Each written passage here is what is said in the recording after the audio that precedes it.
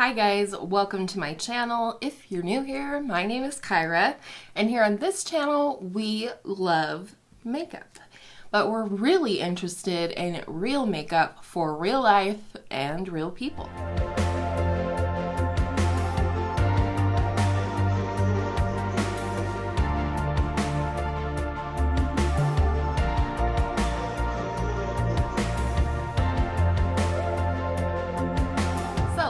This is just my little intro to my collection series for the end of the year, 2021.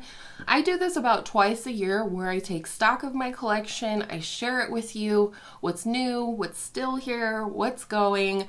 I declutter things that aren't working for me or that I'm just not reaching for so they can find new homes and get some love and use. I don't ever declutter my collection lightly. When I purchase things, they're not for review. They're because I want to add them to my collection. But as is the way of life, sometimes those things don't work out for me.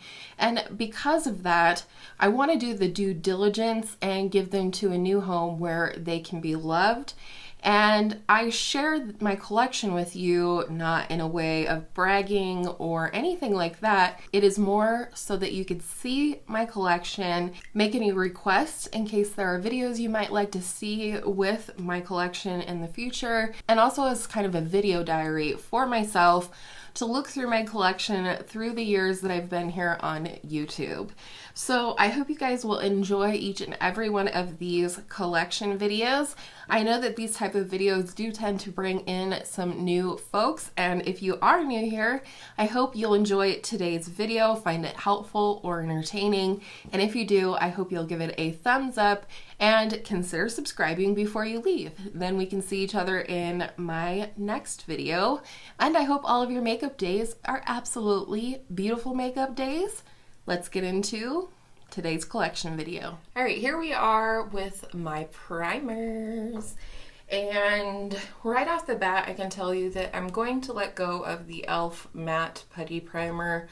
I just don't feel like it mattifies enough, as well as it does add texture to my skin. It seems to emphasize pores. I did roll this into Partners in Cream, I believe, this year, and ultimately that usage helped me to understand that this is just not a product for me. So I'm gonna go ahead and let this one go. This L'Oreal Magic Perfecting Base is actually a pretty nice primer. It's pretty moussey and it definitely blurs pores and just gives a really nice base for makeup. It is a little bit hard to find at times, but I do think it is a nice primer. A little bit goes a very long way with this one, and I'm gonna keep it. Another great primer that I discovered pretty recently is the Wet n Wild Impossible Primer. It's supposed to be the one that does it all. It mattifies, it hydrates, it blurs pore, it preps skin for lasting makeup, and it's impossibly silicone free. Show you what it looks like. It's a pretty firm looking silicone primer, but it does feel cooling and hydrating on the skin, and I do think it makes a very nice base for makeup. I don't know that I would say this mattifies a whole ton, but it is a really nice primer, and I'm going to keep that one. Another fantastic base, however, I do think this one does have silicone in it, is the Maybelline Baby Skin Instant Pore Eraser. This was a gift from a friend, and I am so glad that she gifted it to me because it is a really beautiful smoothing primer. I do feel like this extends the wear of my makeup a little bit as well, and it's just a really nice primer. An oldie but a goodie. This puppy's been around for a long time. This is a little freebie that I got recently that I haven't had the chance to try yet. It comes from Cover FX. It's a universal primer with pollution defense. It says it refreshes all skin types with cooling effect, helps defend against pollution and blue light rays, and extends the wear of makeup. I've kept it in the box just simply so that I had the information when I do go to try it, but I am going to keep that one. This one from Say is somewhere between a primer and a liquid highlighter. I do think I'm going to move this into my highlighter category because I don't really love it as an all over like glowy base, though it is a beautiful natural shine. This is something I think would be really nice for like no makeup days, just to add a little glow to the skin without going full highlighter. This one is the Dr. Brandt Pores No More Luminizer Primer. Again, this was a gift from a friend and a subscriber, and I actually love this. I have used an entire one of these up.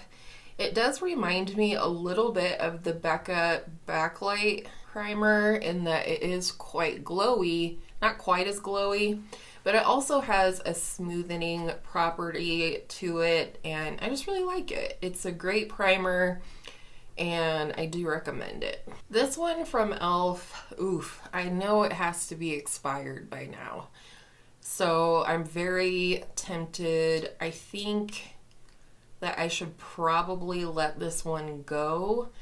It's only got a 6-month shelf life, and I'm pretty sure I've had it close to 2 years, so I actually think I'm gonna let go of this one. This is a nice primer. It's a spray, but I tend to like spray it into my hand and press it into the skin versus spraying it on. And while there's a lot of products that I don't necessarily stick to the shelf life on, primers is one that I do try to, because it goes directly onto my skin, and yeah, I don't want any skin problems. So I'm gonna go ahead and let this one go, but I'll probably repurchase it for summer next year. This is the e.l.f. Mint Melt Cooling Face Primer, and I really like this one. It is definitely tacky and looks very similar to the Milk Makeup Hydro Grip Primer. It does have a nice mint, sort of minty vanilla scent to it, but it does become more sticky the longer you let it sit on the skin. It's a little less grippy, I think, than the Milk Makeup Primer, but it's still a really nice primer. It's hydrating. I'm hoping I'll get some more use out of it this winter, fall winter time, while my skin is not so oily. Lastly, the L'Oreal True Match Lumi Glotion. This is a shade 902 Light Glow. This one I cannot make up my mind on. I don't know. Should I move it into the highlighter drawer and see if I get more use out of it that way? I cannot decide. I think I'll keep it for now and try to, make some more use out of it over the winter months here, and then make a decision from there. So for those of you keeping score, I am letting go of 2 primers, and I'm keeping 7, as well as moving this one to a different category, which would be the highlight category.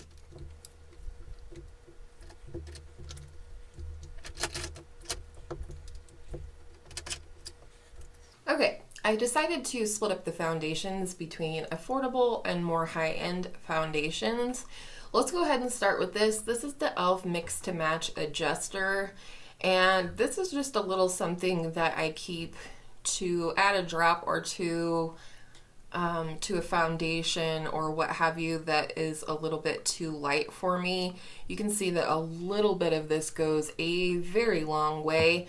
I originally picked it up as a free gift from e.l.f. with the intentions of possibly using it as like a cream bronzer, which I haven't tried it, but I do keep it with my foundations just because I think it's a really nice mixer, and I do frequently have foundations that are too light for me, so I'm going to keep that one. Speaking of foundations that are too light for me, this is the number 7 Protect and Perfect all-in-one foundation. It is hydrating and age-defying, medium coverage. It has a broad spectrum SPF of 50+, and it is suitable for sensitive skin. I have the shade Calico, and it is definitely a little too light for me, but that's not always a bad thing, because I do like using this to mix in with foundations that are too dark for me. And I do think the undertone is pretty good. It's definitely a warm undertone, so I'm gonna keep that one. Another one that is pretty light on me is this Purito Cica Clearing BB Cream in the shade number 23 Natural Beige. This was sent to me from Stylovana in PR, and I did use it for the Stylovana video, but haven't used it a ton since. Wowzer. And like my MIssha BB cream, it's quite gray looking, but it does work for my skin tone. It's healthy looking glow, flawless coverage, essential oil, and fragrance free. But I do like this one and I'm going to keep it. I really love this Revlon PhotoReady Candid Concealer. It says it has a natural finish, anti-pollution, and the shade is 150 Crème Brûlée. That's interesting. It looks lighter even than the other two. I wonder if it will oxidize. It's one of my favorite foundations from the actual drugstore, so if you need a recommendation, I love this one, and I also love the concealer in this line. Another foundation from the actual drugstore is this Wet n Wild PhotoFocus in the Dewy formula. This is the shade Buff Bisque. I really like this.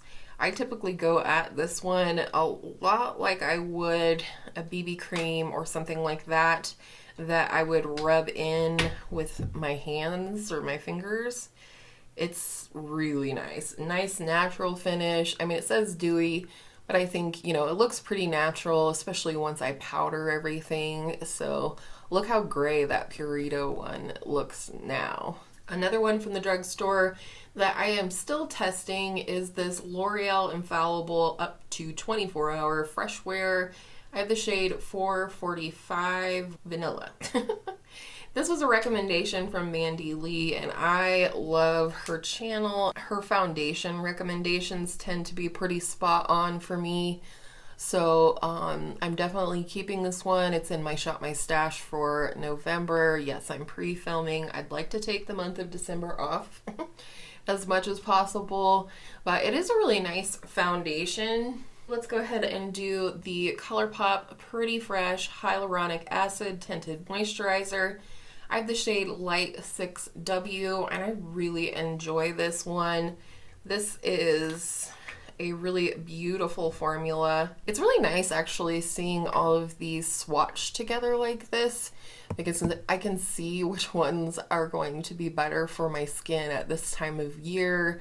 I mean, obviously these are all different shades kind of, but I make them work, that's the way we do around here. And lastly, but certainly not leastly, I have my MIssha BB creams. Here I have two shades, number 23 and number 27. I love this. It has an SPF of 42 PA+++. It has skincare ingredients in it, and it's just an overall beautiful foundation, still at the very top of my list. This is the lighter shade, and like I said, you're gonna see that it's very much like the Purito right here. It is very gray looking, but when I rub it in, it is not like that. It doesn't stay looking gray. It's like once the sunscreen warms up, it starts to blend into the skin better. And then here is shade number 27, which is more like my summer shade. It's a lot warmer, and yeah, I tend to mix these during a lot of the year, but my summer shade is number 27, and my winter shade is number 23.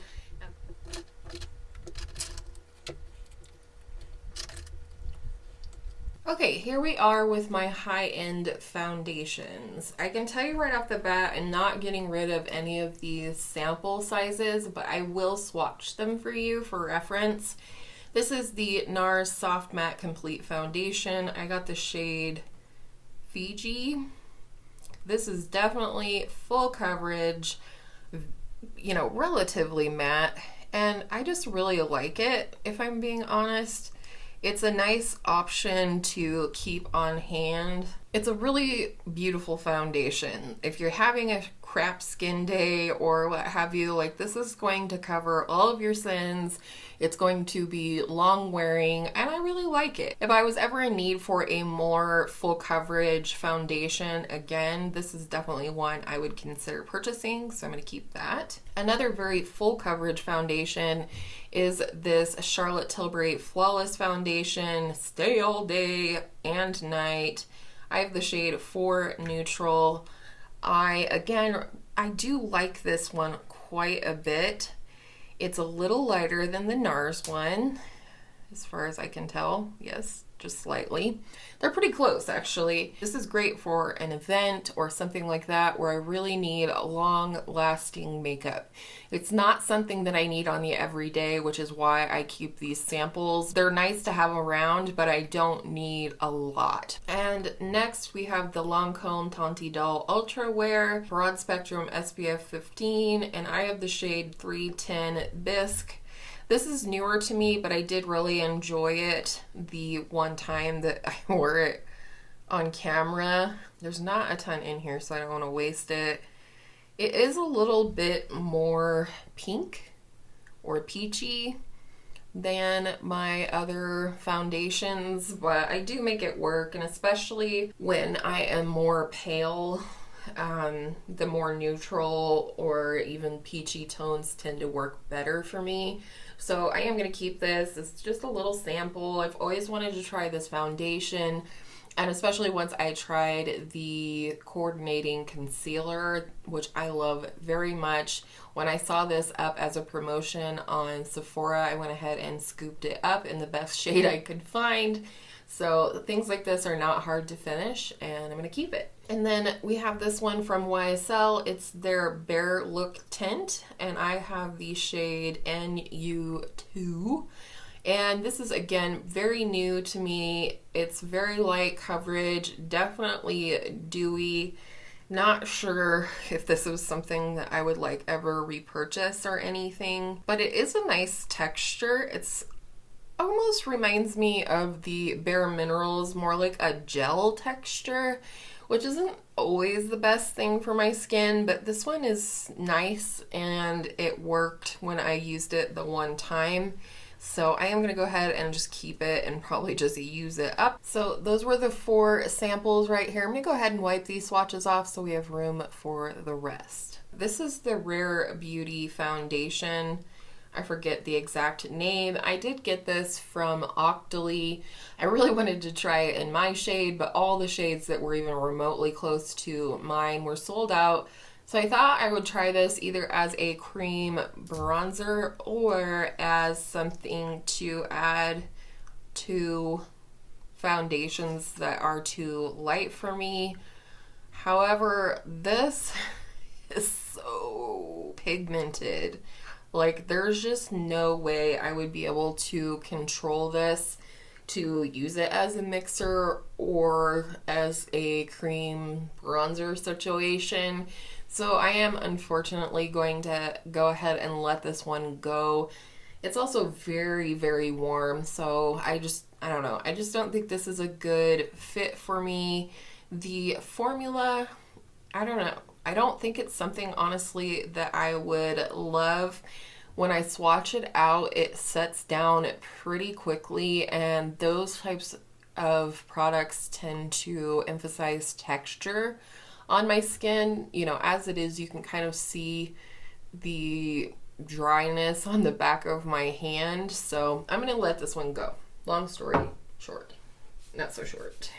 This one right here is the oldest foundation currently in my collection. It is the Urban Decay Naked Skin One and Done Hybrid Complexion Perfector SPF 20. I have the shade Medium Light.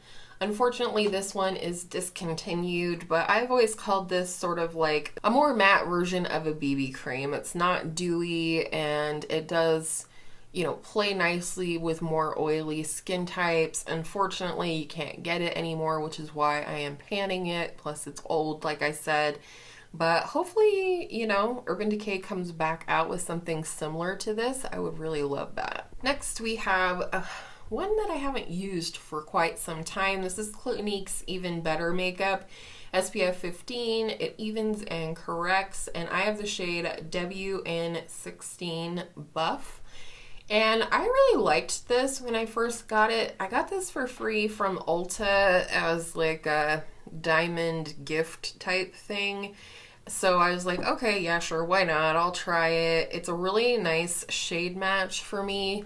And I felt like it was a similar enough formula to replace my former favorite, like regular foundation, which was the Physicians Formula Healthy Foundation. I like this. I need to wear it again and sort of re-familiarize myself and see if it's something I still enjoy. But for now, I am keeping it. Next, we have the Dior Backstage Face and Body Foundation. I have the shade 2.5N. This is more of a summer shade for me, for sure. It's pretty dark, unfortunately, but it is one that I do like mixing with that number 7 foundation that's quite light for me, so I don't mind mixing them. It works well for me during the summer, especially sheared out. I wish I had bought a lighter shade, but it's too late now. Then one I haven't used for a while, but it is one I want to get to, is the Ultra Repair Tinted Moisturizer from First Aid Beauty. It's a broad spectrum SPF 30 natural luminous finish, and it's great for sensitive skin, non-comedogenic, meaning it will not clog your pores, and I have the shade Sand. This is just a really nice, like, standard, uh-oh, are we separating? That's not good. Hold please. You could tell that a lot of these have not been used because, you know, they need shaken up. This is a little bit separated. I know. Well, I do like this one, and hopefully with some good shaking up. It's similar, I feel like, to the Bare Minerals. It's a lightweight, almost gel-like product. It's really nice on the skin. This is something I would recommend for somebody who every day just wants just a little bit of evening out of the skin tone, which is what I'm typically looking for. So I am going to keep that one. Obviously, I need to get to finishing some of these foundations. Finally, Bare Minerals Complexion Rescue Tinted Hydrating Gel Cream. All right, so I have this in the shade 5.5 Bamboo, which is actually a really great shade match for me typically. This is definitely a gel formula, which I actually really enjoy. I feel like it partially absorbs into my skin, and it just doesn't sit on top, and it feels more like skincare than makeup. It's just beautiful. This is one that I would definitely consider repurchasing after I use this one up, which this one is probably more than halfway gone. So this is one I would consider panning after the Urban Decay one.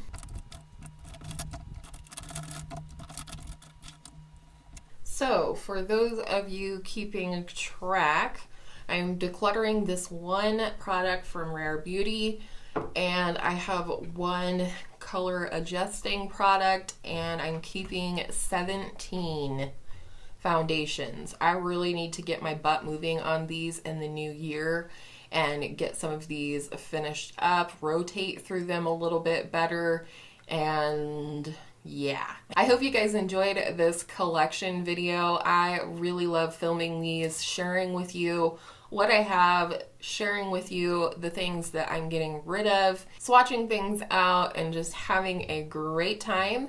So I hope you enjoyed today's video. If you did, you could give it a thumbs up for me. And go ahead and subscribe so you don't miss the rest of this series. Next, we will be doing concealers and powders, so stay tuned for that. And I hope all of your makeup days are absolutely beautiful makeup days.